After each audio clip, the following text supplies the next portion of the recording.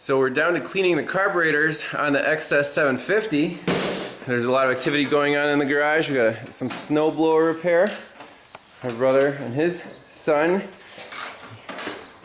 Is that right? Yeah, he's going to be a mechanic soon. Carburetors. Well, my philosophy is anytime you're getting a bike back on the road, take the carburetors completely apart, check every single jet, float, needle. It's well worth it because you'll find stuff like this in the bowl. But that wasn't the biggest problem. In this middle carburetor, so we have the main and pilot jet fuel, holes, and this is what I managed to extract out of the pilot jet hole. This is the pilot jet. It is destroyed. Someone tried getting in here. It's stripped. Threads are messed up.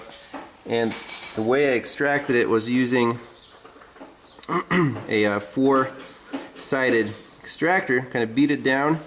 Got the jet to turn, and it still wouldn't come out. And put a wood screw in there lightly. And managed to pull the thing out. Luckily, my brother had a spare pilot jet from his Yamaha in stock, exactly the same 42.5 size. But now we need to tap this hole because the threads in there are kind of messed up. So we'll take our tap. So Craftsman tap set came in very handy. So I marked how deep the tap went into one of the good holes. You can see the threads start right about there. And it goes down until the yellow paint bottoms out. In this hole,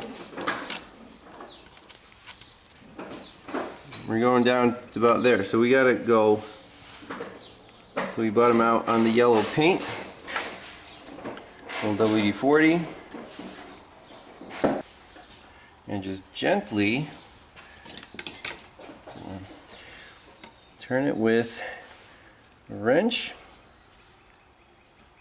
Now it's very soft aluminum, so this isn't a big deal, but the new jet did not want to screw in, and we don't want to mess the new jet up and get it stuck.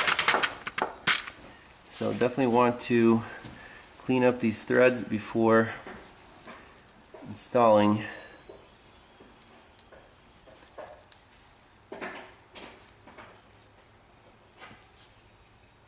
That's going down pretty far there. Okay.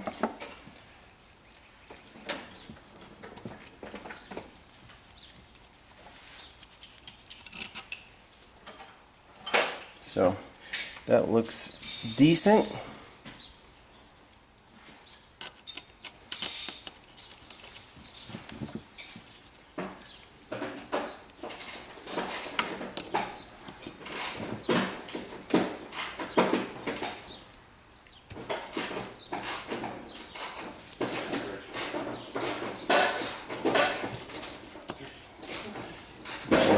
Is good too.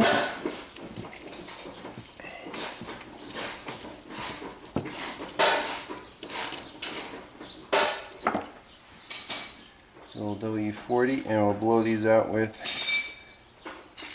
compressed air going in through the air jet on this side.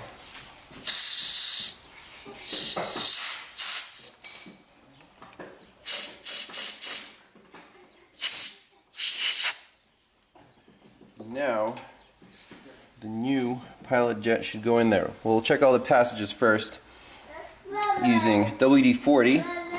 Again, not a sponsor, but it's much less, it smells good. And carb clean is just not good for like rubber parts, and you can't really ruin anything with WD-40. So we'll clean that up. If you want to know more in detail how to clean each circuit of the carburetor, I have a video. It's called Zen and the Art of Carburetor Cleaning. You go check that out, but we'll get these cleaned up and put them back on the bike. One more thing that needed to be done on these carbs is these tees. The fuel line comes in here and then it tees off to the carburetors. There's two of them. Now, you can see the black part is actually used to be soft rubber, but from age it just hardened, and now it's not an interference fit anymore. These things just wobble. So how do you fix that? Well, what we came up with is cut off a little piece of the rubber and put an O-ring on. My brother had this nice set of O-rings here. So in that size, it'll actually fit in, and you'll feel it seal. You actually have to push it in right there. And now you have a nice seal so the gasoline won't leak everywhere. That's why you got to take everything apart, make sure everything's in the right place, everything's clean. That way your motorcycle will fire right up with the push of a button. Alright, here she is, pretty much ready to start up. Let's see the fuel bowls fill up. There we go. Fuel lines, filters. Oh, that one's a little kinked actually. Might have to shorten that a little bit. Let's make sure the bowls don't overflow. So all these carburetors are connected together, so it doesn't matter which petcock you turn on. It's flowing there.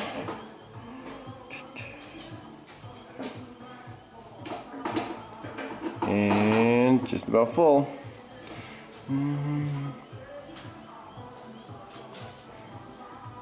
Sweet, no leaks.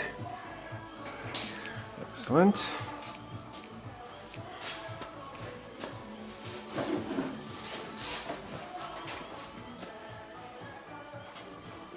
Man,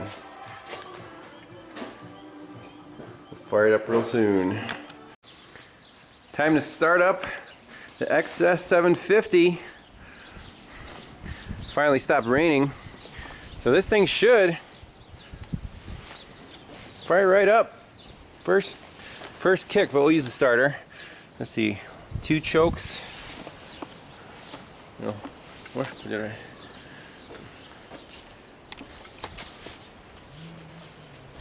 Here we go.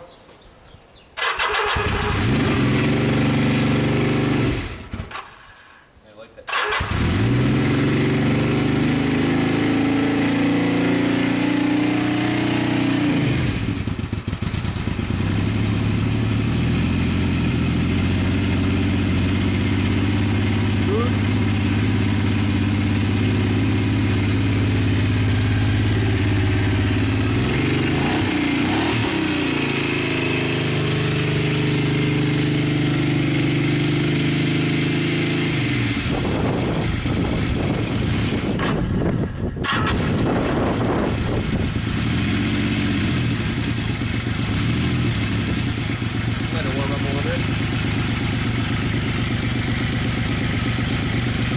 That's pretty mean with the blown exhaust.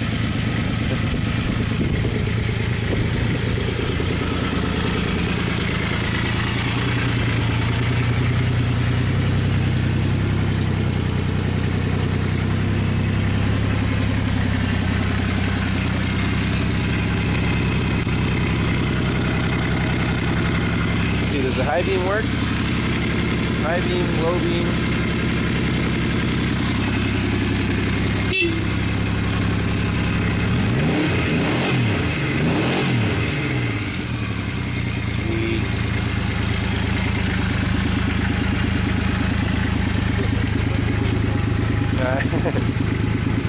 Looks awesome, man.